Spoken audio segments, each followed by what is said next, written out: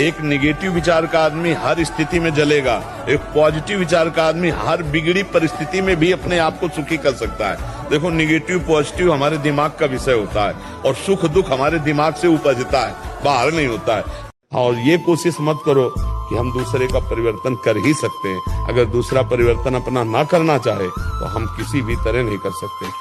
भगवान गए दुर्योधन को समझाने, समझा क्या? भगवान के समझाने पे नहीं समझा तो औरों की तो बात जाने दो। जिसका विनाश होना है वो भगवान की भी बात नहीं मानता है। इस तरह गलत करो मत तो गलत सहो मत, फिर तुम्हारा कोई बाल बांका नहीं कर सकता। ऐसे बिल्कुल मस्त रहो कि शरण में हो, और जो दुख सुख आवे उसे भोगना सीखो, मिटा नहीं सकते। ऐसे ऐसे माता पिता देखे जो पगड़ी उतार करके बच्ची के चरणों में रख रहे हैं, मेरी बात मान जा। अब इसके बाद वो ऐसे पैर मारती पगड़ी में, तब अब वो समय जब उसको पैर मारेगा तब माता पिता नहीं होंगे, तब माता पिता नहीं होंगे। फिर जो दुख होगा उस समय वो तो पगड़ी उतार के रखने लायक किसी के सामने नहीं रहेगी। इसलिए बहुत संभल के, धर्मयुक्त कर्म ही कर्म है, नहीं तो सब कुकर्म है, और वो कुकर्म सर्वनाश का खेल खेलता है। नहीं लगेंगे, पर सही पूछो तो कृपा है जो असलियत का पता चल रहा है।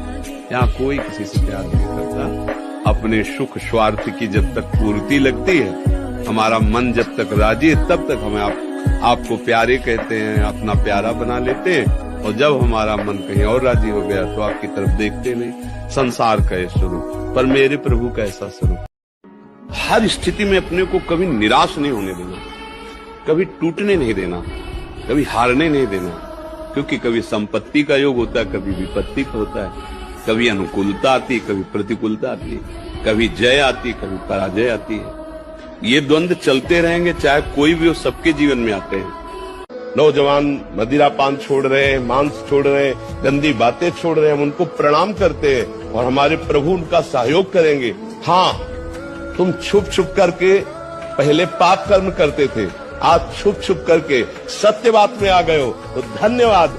एक दिन तुम छुपोगे नहीं, एक दिन तुम प्रकाशित हो जाओगे। इसलिए तो सत्संग मिला है। जिसे जानते हो गलत है उसे कोशिश करो कि आपको नहीं करना है, कोशिश करो, आप निकल जाओगे। मुस्कुराहट इसकी चेहरे की गायब ही नहीं होती।